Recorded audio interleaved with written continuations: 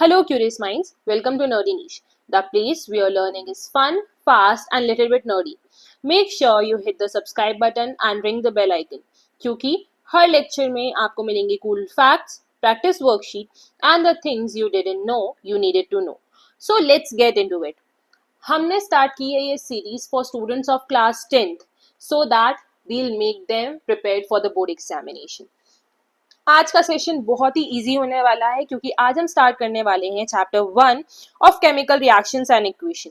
Chemical reaction and equation को समझने के लिए हमें ये समझना होगा कि केमिकल रिएक्शंस क्या होती हैं, उनकी इक्वेशंस को हम कैसे लिखते हैं, और ये सब समझने के लिए हमें सबसे पहले समझना होगा कि केमिकल और फिजिकल चेंजेस क्या होते हैं।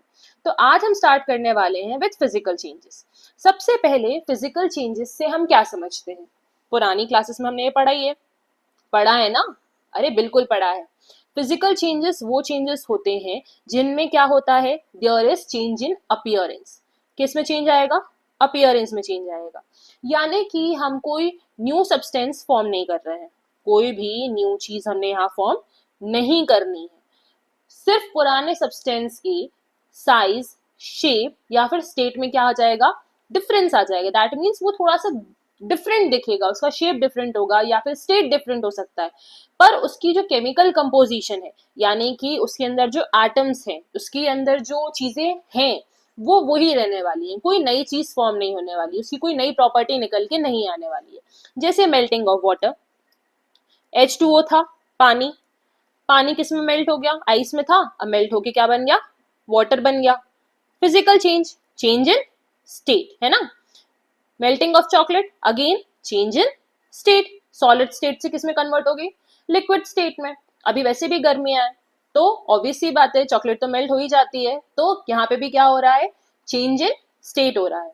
देन यहाँ पर पेपर क्रशिंग, यानी हमारे पास प्लेन शीट ऑफ पेपर थी, उसको हमने बॉल बना के फेंक के मारा अपने दोस्त को, ठीक है? बॉल बनाई, क्या किया? चेंज इन शेप किया, आपने उसका शेप डिफरेंट किया है। नाउ ब्रेकिंग ऑफ ये ग्लास, ब्रेकिंग ऑफ ग्लास से हम क्या समझते हैं? यहाँ शेप भी चेंज हो रहा है, साइज भी चेंज हो रही है, पर कोई न्यू सब्सटेंस फॉर्म नहीं हो रहा है ना? कोई नई चीज नहीं बन रही है ग्लास से। ग्लास टूट के बस छोटे छोटे पीसेस में गिर गया है, तो यहाँ पर भी क्या हो रहा है? कोई नई चीज नहीं बन रही। So that is also what? A physical change. तो इन्हें ही हम फिजिकल चेंज कहते हैं, जहां पर सिर्फ साइज, शेप या स्टेट चेंज होता है, इसके अलावा यहाँ पर और कोई चेंज नहीं होगा। When we talk about chemical changes, chemical changes क्या होते हैं? केमिकल चेंजेस वो चेंजेस होते हैं जिनके अंदर कोई नई चीज बन रही हो, है ना? कोई भी नई चीज बन जाए, यानी हमने कोई केमिकल रिएक्शन करनी पड़े और वो चीज चेंज रिवर्सिबल भी नहीं होता। जैसे कि हमने वुड को यहाँ पर बर्न किया, ठीक है? बॉन फायर में गए अच्छे हिल स्टेशन में, शिमला मनाली, और रात को कैंप फायर हो रही है, तो उसमें अपन ने लकड़ियां जलाई। अब लकड़ियां जलाने के बाद में क्या वो दोबारा से वैसी हो जाएंगी? नहीं होंगी। और बनता क्या उससे? एशेस बनेंगी या फिर कोल बन जाएगा, वुड कोल, है ना? तो इसमें भी क्या हो रहा है? अब केमिकल चेंज हो रहा है, क्योंकि यहाँ पर एक नया सब्सटेंस बन के निकल के आ रहा है। उसके साथ साथ क्या होता है? वहां पे लिबरेशन ऑफ कार्बन डाइऑक्साइड होती है, क्योंकि कोई भी चीज बर्न होगी तो यहाँ पर क्या बनेगी? Carbon dioxide. तो कार्बन जब कभी भी जलता है, ठीक है, in presence of what? In presence of oxygen, तो वो हमेशा क्या बनाता है? कार्बन डाइऑक्साइड बनाता है, ठीक है? वो क्या बनाता है? कार्बन डाइऑक्साइड बनाता है। बाई प्रोडक्ट्स अलग चीज है। जैसे यहाँ रस्टिंग ऑफ आयरन दिखा रहे हैं, आयरन का पाइप था, रस्ट हो गया।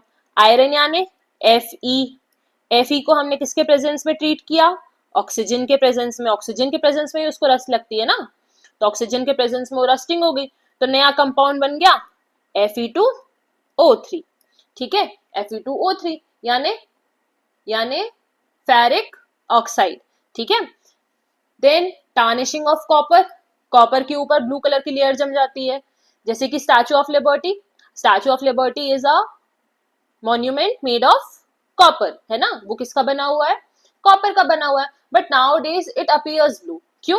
क्योंकि उसके ऊपर जो लेयर है ऑक्साइड की वो जम गई है ना? राइपनिंग ऑफ फ्रूट, कच्चा फ्रूट जो था वो पक्के फ्रूट में क्या हो गया? कन्वर्ट हो गया। ये भी क्या है? केमिकल चेंज है, यानी कि कोई भी चेंज जो कि केमिकल रिएक्शंस के थ्रू हो रहा है, जिसमें कोई नया प्रोडक्ट बन के निकल के आ रहा है, उस प्रोसीजर को हम क्या है, उस चेंज को हम क्या कहेंगे? Chemical change. केमिकल चेंज किसकी वजह से हो रहा है, बताओ, केमिकल चेंज किसकी वजह से हो रहा है, केमिकल रिएक्शन की वजह से, है ना, केमिकल रिएक्शन की वजह से। तो जब फिजिकल चेंज में कोई भी रिएक्शन नहीं होती इसलिए वो फिजिकल चेंज है, और केमिकल चेंजेस में केमिकल रिएक्शंस हो रही हैं, है ना। कुछ एग्जांपल्स देखते हैं। सबसे इजी एग्जांपल आपने हमेशा पढ़ा हुआ है, बर्निंग ऑफ मैग्नीशियम रिबन। यहाँ पर अब इस डायग्राम को पहले गौर से देखेंगे। हमने यहाँ पर एक मैग्नीशियम रिबन ली हुई है, इस मैग्नीशियम रिबन को हमने टोंग से पकड़ा हुआ है, हम इसे एक बर्नर के ऊपर लेके जा रहे हैं, किसको, मैग्नीशियम रिबन को। अब हम इसे क्या करेंगे, बर्न करेंगे।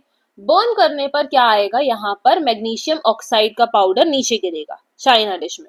अब इसमें केमिकल रिएक्शन क्या इन्वॉल्व है, जो मैग्नीशियम था, मैग्नीशियम को हमने बर्न किया, किसके प्रेजेंस में बर्न किया, ऑब्वियस सी बात है ऑक्सीजन के प्रेजेंस में। जैसे इसको बर्न किया तो ये किस में कन्वर्ट हो गया, MgO में, यानी कि मैग्नीशियम ऑक्साइड में। तो यहाँ पर जो मैग्नीशियम ऑक्साइड क्रिएट हुई है, ठीक है, इसी को हम क्या कह रहे हैं, केमिकल चेंज कर रहे हैं। और ये जो हमने लिखी, ये हमारी केमिकल रिएक्शन है, केमिकल इक्वेशन है। ये होने वाली चीज केमिकल रिएक्शन, और जिसको आपने लिखा वो है केमिकल इक्वेशन। तो यही तो बस पढ़ना है हमें इस चैप्टर में। एक और एग्जाम्पल देखते हैं। देखिए यहाँ पर, formation of hydrogen gas by the action of dilute sulphuric acid. Sulphuric acid का फॉर्मूला किसी को पता है, सल्फ्यूरिक एसिड का फॉर्मूला H2SO4, है ना, H2SO4। डाइल्यूट मतलब हमने पानी मिला दिया, जो बॉटल में एसिड आया था कॉन्सेंट्रेटेड खूब सारा, एकदम गाढ़ा गाढ़ा, उसके अंदर हमने पानी मिला के उसको डाइल्यूट कर दिया, ठीक है। तो H2SO4 के अंदर हमने क्या मिलाया, H2SO4 में हमने क्या मिलाया, जिंक ग्रैन्यूल। देखो यहाँ पे पढ़ो, test tube having dilute sulphuric acid and zinc granule. Zinc granules मतलब जिंक पाउडर बोल सकते हैं, ठीक है। इसमें हमने क्या ऐड किया, जिंक ऐड किया। तो जिंक क्या करेगा, जिंक जिंक सल्फेट बना लेगा, ZnSO4 बना लेगा, और जो हाइड्रोजन गैस थी उसको बाहर निकाल देगा, बोर्ड जाएगी। तो यहाँ पर जब हमने जिंक ये ग्रैन्यूल्स डाले यहाँ पर, ठीक है, तो ये इसने क्या किया, हमारी हाइड्रोजन गैस को ऊपर उड़ने के लिए बोला कि चलो अब भाई तुम्हारी जगह नहीं है यहाँ पर, सल्फेट के साथ में मैंने रिएक्ट कर लिया, अब तुम जाओ। तो हाइड्रोजन गैस यहाँ से निकली। अब यहाँ आप देखो, यहाँ पर एक यू शेप की हमने ट्यूब लगाई हुई है, तो इस यू शेप की ट्यूब को हमने यहाँ पे गैस को भेजा। यहाँ नीचे हमने बनाया है सोप सोल्यूशन, अच्छे बबल्स बनाएंगे, बबल्स तो बनाया ना सबने, है ना, सोप बबल्स। तो यहाँ पर क्या हुआ, सोप सोल्यूशन में जैसे ही वो बबल्स गए तो यहाँ पे बबल्स निकले, और इन बबल्स के पास में हमने ये मैच स्टिक जला के रखी है, माचिस की तीली जला रखी है। जैसे ही ये बबल्स फूटेंगे, इनसे हाइड्रोजन गैस क्या होगी, हाइड्रोजन गैस निकल कर बाहर आएगी। और जब कभी भी हाइड्रोजन गैस बर्न करती है ना, हाइड्रोजन गैस को हम क्या करते हैं, बर्न करते हैं, तो ये पॉप साउंड के साथ में बर्न होती है। यानी जैसे बॉटल ओपन करते हैं ना, पॉप साउंड आता है बॉटल ओपन करने पर, वैसे ही टाइप का पॉप साउंड आएगा हाइड्रोजन गैस के बर्न होने पर। तो जो पॉप साउंड आएगा तो उससे पता चल जाएगा कि कौन सी गैस है, हाइड्रोजन गैस है। कौन सी गैस है, हाइड्रोजन गैस है, ठीक है। Now let's see next, what is chemical reaction. अब आप इसके लिए तैयार हैं कि केमिकल रिएक्शन क्या होती है। केमिकल रिएक्शन में हमारे पास दो चीज रहेंगी, एक रहेगा रिएक्टेंट और एक रहेगा प्रोडक्ट।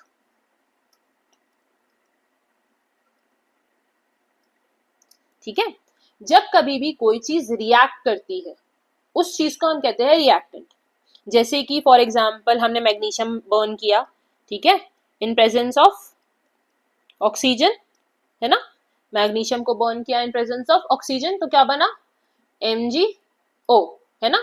तो ये जो Mg और O है, ठीक है, Mg और O जो है ये दोनों मिलके क्या बना रहे हैं, रिएक्टेंट बना रहे हैं। और ये जो MgO है, MgO क्या बना रही है, प्रोडक्ट। ठीक है, जो चीज बनी नहीं उसको हम प्रोडक्ट कहते हैं, और जो चीज रिएक्ट करती है उसको हम रिएक्टेंट कहते हैं। तो ये बहुत ऑब्वियस हो गया, ठीक है। Any chemical substances which reacts, ठीक है, इज नोन एज रिएक्टेंट, जो रिएक्शन में पार्टिसिपेट कर रहा है, and the product formed in that reaction is known as product, उसको हम क्या कहेंगे, प्रोडक्ट कहेंगे। तो रिएक्टेंट एंड प्रोडक्ट मेरे ख्याल से समझ में आ गया होगा, ठीक है। यहाँ पर जो भी प्रोडक्ट बनेगा वो या तो केमिकली या उसके केमिकल स्टेट में बोल सकते हैं, स्टेट वाइज भी, और उसका मतलब कंपोजिशन डिफरेंट रहेगी। यानी जैसे Mg था और O था, Mg अलग है, मैग्नीशियम की रॉड अलग है, और सॉरी स्ट्रिप अलग है, और ऑक्सीजन क्या है, ऑक्सीजन अलग है, पर दोनों मिलकर क्या बना रहे हैं, magnesium oxide. Magnesium oxide totally different है, ये स्ट्रिप के फॉर्म में थी, ये गैस के फॉर्म में था, और यहाँ पर ये पाउडरिश फॉर्म में हमारे पास आया है। ठीक है, तो जो न्यू सब्सटेंस बनेगा उसके पास में कंप्लीटली डिफरेंट प्रॉपर्टीज होंगी, यानी कि उसकी प्रॉपर्टीज पूरे तरीके से डिफरेंट होंगी ही होंगी। यहाँ पर कोई गुंजाइश नहीं है कि सेम प्रॉपर्टीज आ जाए। ठीक है, तो यहाँ पर सिर्फ क्या हो रहा है, रीअरेंजमेंट ऑफ एटम हो रहा है। ये इस फॉर्म में था, ये इस फॉर्म में था, रीअरेंज होके ये ऐसे बन गए। ठीक है, तो यहाँ पर मैग्नीशियम जो है वो ऑक्सीजन के साथ मिलकर MgO बना रहा है। अगर इसमें भी रीअरेंजमेंट में कोई डाउट हो तो अपन इसको डायग्रामेटिकली भी समझ सकते हैं। जैसे कि ये Mg का एक एटम है, एक एटम Mg का ये है, ये किसके साथ में प्रोडक्ट बना रहे हैं, ऑक्सीजन के साथ में। ठीक है, दो ऑक्सीजन के एटम है पर ये मॉलिक्यूल के फॉर्म में है ना। इनको जब हमने बर्न किया, हीट किया, ठीक है, तो एक Mg ने एक ऑक्सीजन के साथ में प्रोडक्ट बनाया और दूसरे Mg ने दूसरे ऑक्सीजन के साथ में प्रोडक्ट बनाया। So here we can understand that कि Mg और Mg के एटम्स अलग अलग थे, ऑक्सीजन का एक मॉलिक्यूल था, तो इस Mg ने एक ऑक्सीजन के साथ में बॉन्ड बना लिया, इस Mg ने दूसरे ऑक्सीजन के साथ में बॉन्ड बना लिया, और इन्होंने दो MgO बना लिए। सो यहीं पे तो वो लिखा है, 2 magnesium reacts with oxygen to form MgO। ये सॉलिड में था, ये गैस में था, और ये किस में हो गया, सॉलिड में था। यहाँ पर एक क्वेश्चन बोर्ड एग्जाम में आ जाता है। ठीक है, यहां से एक क्वेश्चन बोर्ड एग्जाम में आ जाता है। क्या आता है कि अगर जब हमने मैग्नीशियम रिबन को बर्न किया, ठीक है, तो बर्न करने के पहले उसे हमें सैंड पेपर से रब करना चाहिए। किससे रब करना चाहिए, सैंड पेपर से। तो सैंड पेपर से रब करने पर हमें जो है मैग्नीशियम ऑक्साइड अच्छा मिलता है, पर ये वो लिखते नहीं है, वो पूछते हैं कि हम क्यों रब करते हैं मैग्नीशियम स्ट्रिप को, बताओ। क्योंकि ये इसलिए किया जाता है, यहाँ पे आंसर दिया हुआ है, this is done to remove a protective layer, ठीक है, ऑफ मैग्नीशियम कार्बोनेट। क्या होता है, जैसे मान लो ये मेरी मैग्नीशियम स्ट्रिप है, ये रखी है, तो इसके ऊपर मैग्नीशियम कार्बोनेट, ठीक है, मैग्नीशियम कार्बोनेट की एक लेयर क्या हो जाती है, जमा हो जाती है। तो अगर मैं इसे बर्न करूंगी तो मुझे प्रोडक्ट डिफरेंट मिलेगा। ठीक है, अगर मुझे मैग्नीशियम ऑक्साइड चाहिए है तो मुझे इसे रब करना पड़ेगा, रब करके इसके ऊपर की जो लेयर जमा हुई है उसे निकालना पड़ेगा, तो उसे निकाल कर मैं नया प्रोडक्ट बना सकती हूँ। समझ में आया, यानी कि जो मैग्नीशियम रिबन है उसके ऊपर जो प्रोटेक्टिव लेयर जमा हो गई है, किसकी, मैग्नीशियम कार्बोनेट की, उसको हटाने के लिए मुझे उसे सैंड पेपर से रब करना पड़ेगा, सो दैट मुझे pure form of magnesium oxide मिल पाए।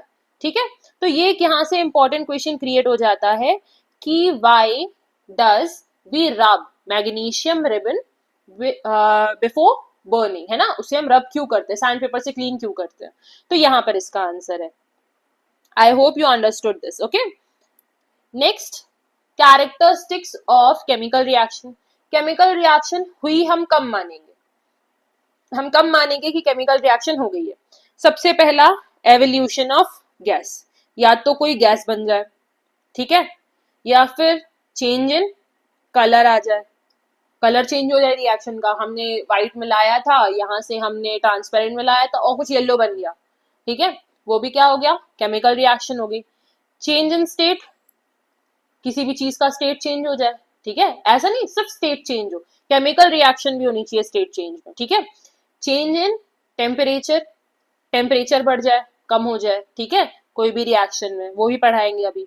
और there is a precipitate, precipitate मतलब पाउडरी सब्सटेंस, ठीक है, हमने एक ट्रांसपेरेंट लिक्विड था, दूसरा ट्रांसपेरेंट लिक्विड था, दोनों को मिलाया, और टेस्ट ट्यूब जब हमने दोनों लिक्विड को मिलाया तो इसमें कुछ व्हाइट व्हाइट कलर का पाउडरी सब्सटेंस फॉर्म हो गया अपने आप। इस पाउडरी सब्सटेंस को हम प्रेसिपिटेट कहते हैं। क्या कहते हैं, प्रेसिपिटेट कहते हैं। तो ये आपका क्या कहलाएगा, प्रेसिपिटेट कहलाएगा, ठीक है। तो ये 4-5 चीजें जब होती हैं तभी हम केमिकल रिएक्शन को मानते हैं। यहाँ से भी क्वेश्चन अराइज होता है कि what are the characteristics of a chemical reaction. तो evolution of gas, change in colour, change in state, change in temperature and formation of the precipitate. ये भी एक इंपॉर्टेंट क्वेश्चन अराइज करता है टॉपिक। ठीक है, केमिकल इक्वेशन अब क्या होती है, मैंने आपको पहले ही बताया है कि व्हेन रिएक्टेंट रिएक्ट्स, ठीक है, when reactant reacts to form a product, ठीक है, रिएक्टेंट जब रिएक्ट करके क्या बना रहा हो, प्रोडक्ट बना रहा हो, तो उस कंडीशन में उसे क्या कहते हैं, रिएक्शन कहते हैं। It is known as a chemical reaction. ठीक है, पर केमिकल रिएक्शन को हम रिप्रेजेंट कैसे करते हैं, जैसे अब मैंने आपको मैग्नीशियम का एग्जांपल दिया, ठीक है, अब मान लो वाटर का एग्जांपल कंसिडर करते हैं। तो वाटर की रिएक्शन, वाटर बनाने की रिएक्शन क्या होती है, H2 plus O2 will give H2O, है ना। तो यहाँ क्या हो रहा है, ये सारी रिएक्शन हो रही है, पर इसको अगर मैं ऐसे रिप्रेजेंट नहीं करूं और मुझे बताना हो किसी को कि पानी कैसे बना, तो मैं क्या बोलूंगी, when hydrogen gas reacts with oxygen to form water. ठीक है, when 4 atoms of hydrogen reacts with 2 atom of oxygen to form 2 molecules of water। पर यहाँ पर अब दिक्कत ये है कि इतना लंबा लिखेंगे तो पता कैसे चलेगा, एक बार मुझे एक बार में समझ में आना चाहिए कि रिएक्शन हो रही है कि नहीं हो रही है या फिर क्या हो रही है, तो मैं इतना लंबा सेंटेंस क्यों लिखूं। ठीक है, तो उसके लिए हमने क्या बनाया, रिप्रेजेंटेशन बनाया। रिप्रेजेंटेशन वो चीज थी जिसे हम कम शब्दों में एक पूरी रिएक्शन को दिखा पाए। अब देखो यहाँ तो ये छोटी सी रिएक्शन है, पर बहुत सारी बड़ी बड़ी रिएक्शन होती है जिसमें हमें एक्सप्लेन करना पड़ता है सब चीजों को, तो उन्हें एक्सप्लेन ना करना पड़े, हम डायरेक्टली रिप्रेजेंट करके समझ जाए, इसलिए हमने केमिकल इक्वेशंस बनाई। तो केमिकल इक्वेशन क्या है, they are just a representation of a chemical reaction.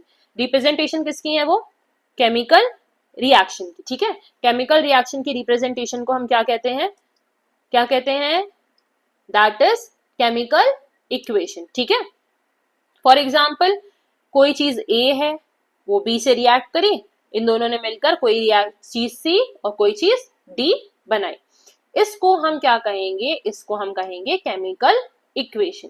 ठीक है, इसको हम क्या कहेंगे, केमिकल इक्वेशन। ए और बी रिएक्टेंट है, सी और डी प्रोडक्ट है।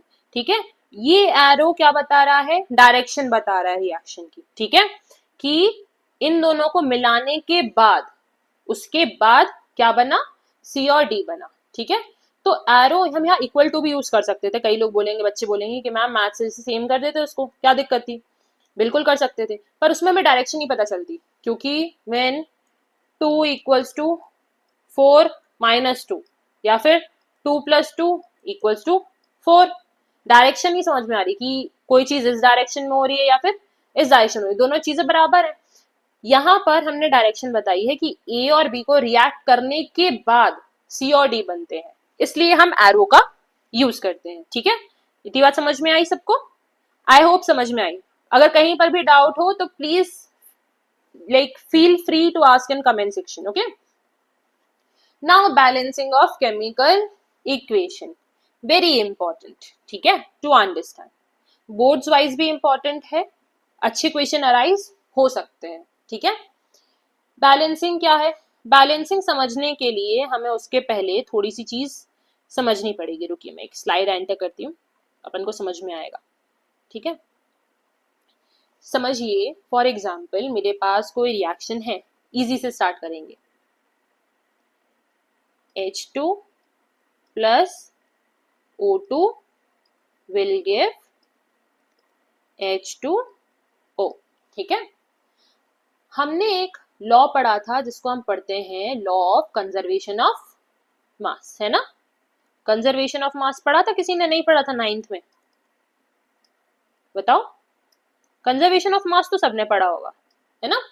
कंजर्वेशन ऑफ मास क्या कहता है, mass can neither be created nor destroyed. Mass को ना हम बना सकते हैं ना हम डिस्ट्रॉय कर सकते हैं, उसको बस हम एक फॉर्म से दूसरे फॉर्म में क्या कर सकते हैं, कन्वर्ट कर सकते हैं। फॉर एग्जाम्पल ये वन फॉर्म था, इस फॉर्म से मैं दूसरे फॉर्म में इसको कन्वर्ट कर सकती हूँ, पर मैं उसे चेंज नहीं कर सकती।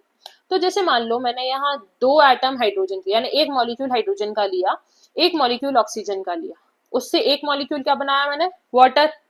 बट यहाँ 2 हाइड्रोजन दिख रहे हैं मुझे, दिख रहे हैं ना, 2 हाइड्रोजन मुझे दिख रहे हैं यहाँ पर।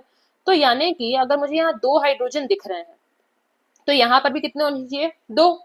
ठीक है, करेक्ट है। पर यहाँ ऑक्सीजन मुझे कितने दिख रहे हैं, 2, और यहाँ कितने हैं, 1। गड़बड़ है, बिल्कुल है। एक ऑक्सीजन कहाँ गया, बोलो मैम उड़ गया। उड़ गया तो भी यहाँ पे दिखना चाहिए ना, उड़ते हुए, उड़ा तो नहीं है। तो इसके लिए हम क्या करते हैं, बैलेंसिंग करते हैं। बैलेंसिंग यानी हम अमाउंट को सही सही बता रहे हैं। ये तो हमने इनका फॉर्म लिखा है, फॉर्म लिखा है ना, कि हाइड्रोजन किस फॉर्म में पाया जाता है, H2 के फॉर्म में। ऑक्सीजन किस फॉर्म में पाया जाता है, O2 के फॉर्म में। और हाइड्रोजन किस फॉर्म, वाटर किस फॉर्म में पाया जाता है, H2O के फॉर्म में। पर कोई चीज कितनी ली और कितनी बनी, ये दिखाने के लिए हम उसे क्या करते हैं, बैलेंस करते हैं, यानी हम उसके नंबर्स को सिग्निफाई करते हैं। बहुत इजी प्रोसेस है, आपको कुछ नहीं करना है, आपको बस एटम लिखना है। कौन सा आइटम दिख रहा है यहाँ पर, हाइड्रोजन है रिएक्शन में, और कौन सा है, ऑक्सीजन है रिएक्शन में। ठीक है, एक तरफ हम बनाएंगे हमारा रिएक्टेंट साइट, ठीक है, ये हमारी रिएक्टेंट साइट है, और एक है हमारी प्रोडक्ट साइड। ठीक, ये हमारी रिएक्टेंट साइड है, यहाँ ये प्रोडक्ट साइड है, और ये हमारे क्या है, एटम्स है। ठीक है, अब हमें बस क्या करना है, इधर पे हमें डेटा को फिल करना है। ठीक है, हम क्या करेंगे, हमारे डेटा को फिल करेंगे। रिएक्टेंट साइड आपको हाइड्रोजन कितने दिखाई दे रहे हैं, 2, तो रिएक्टेंट साइड पर हम कितने लिखेंगे, 2।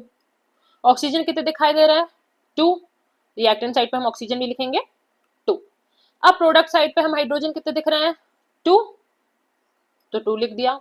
और ऑक्सीजन कितने दिख रहे हैं, 1, तो हमने 1 लिख दिया। अब हम देख रहे हैं हाइड्रोजन तो बैलेंस्ड है, पर हमें ऑक्सीजन को बैलेंस करना पड़ेगा। तो ऑक्सीजन कब बैलेंस होगा, हम यहाँ प्लस माइनस नहीं करते, हम सिर्फ मल्टीप्लाई करते हैं। क्या करेंगे, हम सिर्फ मल्टीप्लाई। तो 1 में से क्या मल्टीप्लाई करेगी, 2 बन जाए, तो हमें यहाँ पर 2 मल्टीप्लाई करना पड़ेगा। तो यानी हमें इस 2 में, ओ में 2 मल्टीप्लाई करना पड़ेगा। हमने कर दिया। ठीक है, जैसे हमने 2 मल्टीप्लाई किया तो इधर भी ऊपर हाइड्रोजन में भी 2 मल्टीप्लाई हो गया, तो यानी ऊपर भी क्या मल्टीप्लाई होगा, 2। क्यों मल्टीप्लाई हुआ, क्योंकि ये दोनों एक मॉलिक्यूल है, तो अगर ऑक्सीजन डबल होंगे तो हाइड्रोजन भी ऑब्वियस सी बात है डबल हो जाएंगे। तो अब ये ऑक्सीजन तो हमारा बैलेंस है, पर हाइड्रोजन बैलेंस नहीं है, क्योंकि अब यहाँ पे 4 बन गया और यहाँ पे बचा है 2, तो इसको भी हमें बैलेंस करना पड़ेगा। तो हम इसमें क्या मल्टीप्लाई कर सकते हैं, अगेन 2 मल्टीप्लाई कर सकते हैं। तो ये 4 हो गया, ये भी 4 हो गया, ये 2 हो गया, ये भी 2 हो गया। तो यानी इस हाइड्रोजन में हमें क्या लिखना पड़ेगा, एक 2 एक्स्ट्रा लगाना पड़ेगा। तो ये जो हमने सामने लगाई चीजें, ये है हमारी बैलेंसिंग के लिए। ठीक है, यानी 4 हाइड्रोजन के एटम, यानी 2 molecule of hydrogen, 1 molecule of oxygen मिलकर क्या बनाते हैं, 2 वाटर के मॉलिक्यूल्स। ठीक है, इजी। चलो अपन कुछ चीजें देखते हैं अब यहाँ पर। तो according to law of conservation of mass, mass can neither be created nor destroyed in a chemical reaction. To obey this law, the total mass of element present in reactant must be equal to total mass of element present in product. जैसे पहली equation दी है balance, zinc एक यहाँ एक यहाँ, H2 यानी 2 hydrogen यहाँ 2 hydrogen यहाँ, एक सल्फर यहाँ एक यहाँ पर, और एक ऑक्सीजन, 4 ऑक्सीजन यहाँ 4 ऑक्सीजन यहाँ, बैलेंस्ड है। ठीक है, अब इसे पर हमें बैलेंस करना पड़ेगा। चलो इसको भी बैलेंस करते हैं, आप मेरे साथ साथ बैलेंस करिए। हमने रिएक्टेंट्स लिखने चालू करे, Fe, हाइड्रोजन और ऑक्सीजन। ठीक है, हमने Fe लिया, हाइड्रोजन लिया और ऑक्सीजन लिया। ठीक है, अब हम क्या बनाएंगे, एक रिएक्टेंट वाला बनाएंगे, एक प्रोडक्ट वाला बनाएंगे। ठीक,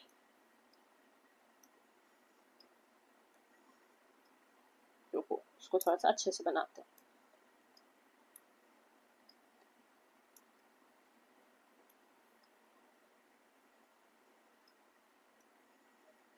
ठीक है, हाँ ये हमारा Fe है। Fe कितने है रिएक्टेंट साइड पर, 1। ठीक है, तो 1 ले लिया। यहाँ पर प्रोडक्ट साइड पर 1, हाइड्रोजन 2, प्रोडक्ट साइड पर 2, प्रोडक्ट साइड पर तो यहाँ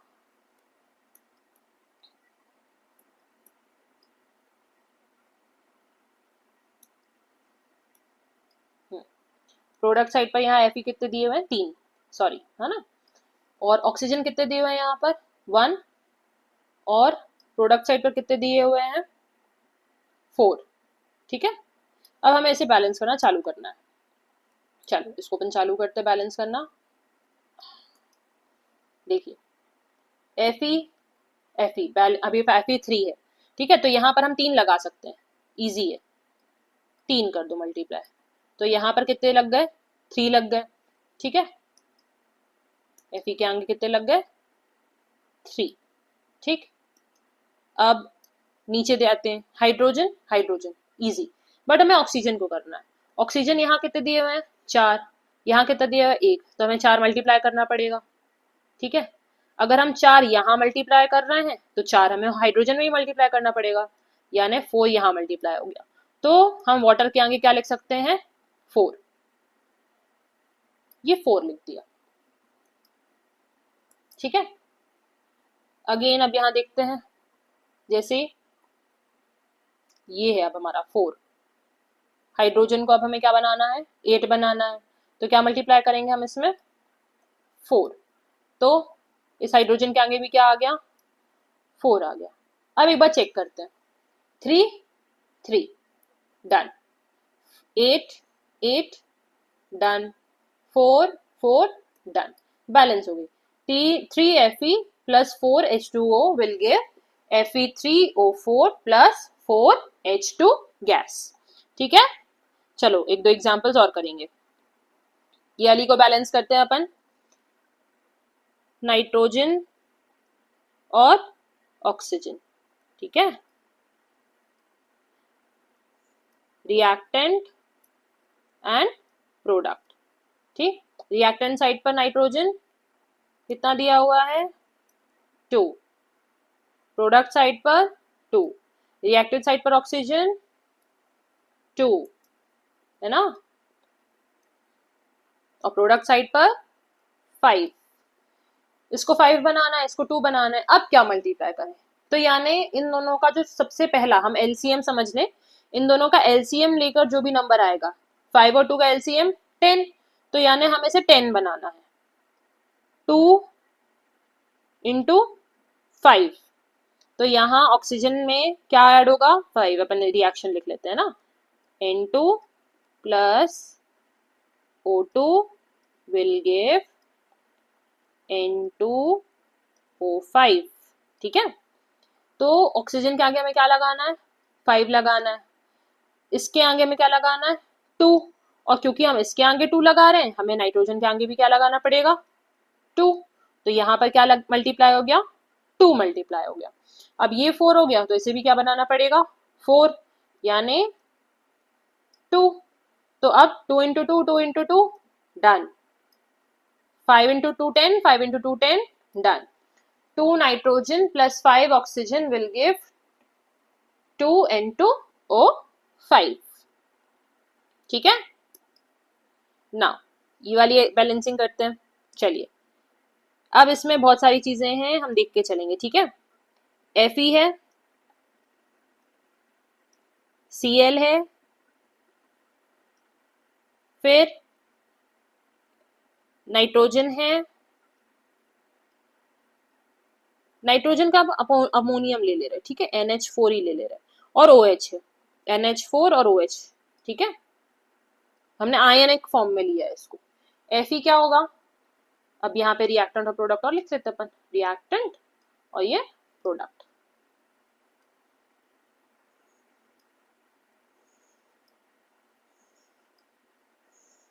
ठीक है, चलो देखो रिएक्टेंट में क्या हुआ, reactant Fe1, product Fe1, reactant Cl3, product Cl1, reactant NH4 1, NH4 एक ही है ना, और यहाँ पर NH4 कितना है, एक है, H4 को देख के ये नहीं बोल देना 4 है, ठीक है, NH4 एक चीज है तो वो 1 है, और OH कितना है, 1 है, और यहाँ OH देखो, FeOH के ऊपर क्या लगा है, 3 लगा है नीचे, तो यानी 3 है। ठीक है, ये तो हाँ कितना है, यहाँ 1 है। ठीक है, और इसको बैलेंस करता है, पहले क्लोरीन को बैलेंस करते हैं, तो क्लोरीन के लिए कितना लगेगा, मल्टीप्लाइड बाय 3, ठीक है। इसमें मल्टीप्लाइड बाय 3 तो NH4 में मल्टीप्लाइड बाय 3, ठीक है। यहाँ पर 3 तो NH4 में यहाँ भी मल्टीप्लाई बाय 3 और यहाँ मल्टीप्लाई बाय 3 तो इधर भी मल्टीप्लाई बाय 3 क्योंकि NH4OH। तो NH4OH के सामने क्या लगा हमारा 3 लगा। तो अब इसको जैसे अपन लिखेंगे तो कैसे लिखेंगे